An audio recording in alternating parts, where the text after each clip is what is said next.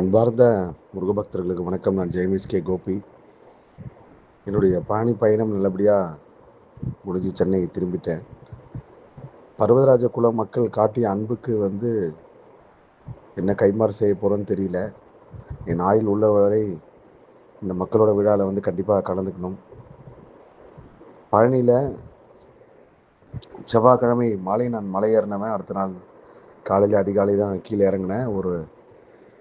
கொஞ்சம் கூட தூக்கமே வரலை, தூங்கவும் இல்லை. காரணம் 2 சம்பவம் என் மனசை ரொம்ப கலங்க வச்சிருச்சு. முதல் சம்பவம், ஒரு அம்மா நான் அவங்ககிட்ட பேசிகிட்டு இருக்கும்போது நல்ல பசியில் இருந்தேன். அவங்ககிட்ட மட்டும்தான் நான் கேட்டேன், எனக்கு ஒரு 4 இட்லி வாங்கிட்டு வந்து தரீங்களாமா அப்படின்ட்டு. அந்த அம்மா சொன்னாங்க, ஒரு வாரத்துக்கு முன்னாடி எனக்கு கனவு, திங்கக்கிழமை ஒரு குழந்தை சாப்பாடு கேட்குது, பசிக்குதுன்னு சொல்லி. எனக்கு நல்லா தெரியுது முருகர் தான் அப்படின்னு சொல்லி நான் அதுக்கப்புறம் பச்சரிசி பொங்கல் போய் படைச்சிட்டு வந்தேன். இப்போ நீங்கள் என்கிட்ட கேட்குறீங்க, ஏன்னா எத்தனையோ பேர் இருக்காங்க சுற்றி, ஆனால் அவங்ககிட்ட மட்டும் தான் கேட்கணுன்னு எனக்கு தோணுச்சு, கேட்டேன். அதே மாதிரி அந்த அம்மா வாங்கிட்டு வந்து கொடுத்தாங்க. அதுக்கப்புறம் அந்த சாப்பாடு என்னோடய உதவியாளர் கொடுத்துட்டேன், ஏன்னா அவரும் பசியில் இருந்தாருன்ட்டு. அவர் கொடுத்ததுக்கப்புறம் எனக்கு வேறு ஒரு இடத்துலேருந்து சாப்பாடு கிடச்சிது. ஸோ நம்ம ஒன்று கொடுத்தா ஒன்று கண்டிப்பாக இயற்கை கொடுக்குன்றது இது ஒரு பெரிய உதாரணம். ஆனால் என் மனசு ஃபுல்லாகவே நம்ம ஒரு சாதாரண மனிதர், எந்த சக்தியும் கிடையாது, எந்த ஒரு புனிதன் அந்த கட்டத்துலேயும் நான் கிடையாது. நம்மளுக்கு முருகப்பெருமான் இவ்வளோ கருணையோட எல்லாத்தையும் பண்ணிக்கிட்டு இருக்காரு. பல வருஷத்துக்கு முன்னாடி முருகப்பெருமான் திட்டிட்டு போனோம்.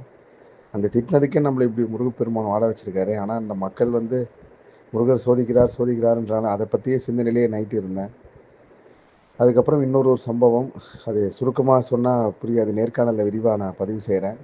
அதுக்கப்புறம் அதிகாலை இறங்குறப்போ இன்னும் ரொம்ப கனத்த இதயத்தோடு வந்தேன். ஒரு மாற்றுத்திறனாளி ஒரு சகோதரி, எப்படி இருந்தாலும் இந்த வழியாக தான் நான் வருவேன் அப்படின்னு சொல்லி நம்பிக்கையோடு உட்காந்துருக்காங்க. ஆனால் நான் வேறு எந்த வழியில் வேணாலும் போயிருக்கலாம்.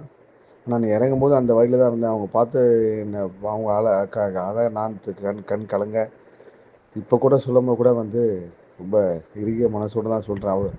அந்த பக்தி, நம்பிக்கை, எந்த சக்தியை அவங்க எங்கள் 2 பேரையும் பார்க்க வச்சது. இப்படி ஒவ்வொரு கணமும் முருகப்பெருமான் பல அற்புதம் அதிசயம் நிகழ்த்திட்டு இருக்காரு.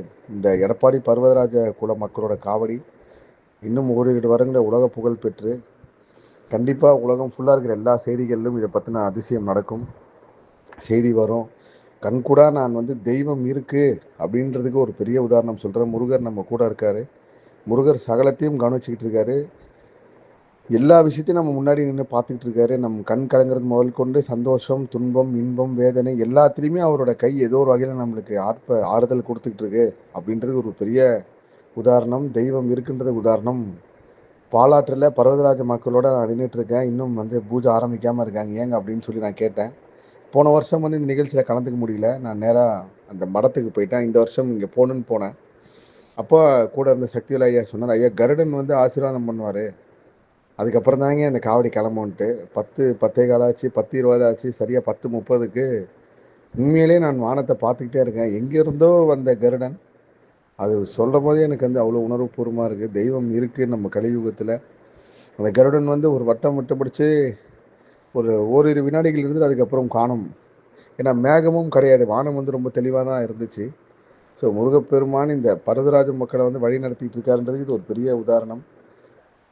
சென்ற வருடம் நான் சொன்னதை விட இந்த மக்களை பற்றி நான் இன்னும் நிறைய பெரிய ஆராய்ச்சியில் இன்னும் நிறைய பதிவு எடுத்து வச்சுருக்கேன். இவங்களை பற்றி பேசணும். வழிநெடுங்கிலும் பர்வதராஜ மக்கள் அவர்கள் காட்டிய அன்பு, அவங்க காட்டிய அக்கறை உண்மையிலே அவ்வளோ அன்பாக பாசமாக பார்த்துக்கிட்டாங்க. கீழே இறங்கி வரைக்கும் சக்திவேல் ஐயா கூட இருந்தார். அதுக்கப்புறம் அந்த பஞ்சாமிர்தம் எல்லாமே முருகப்பெருமான் கருணை தான். எல்லா புகழும் முருகனுக்கே. நன்றி.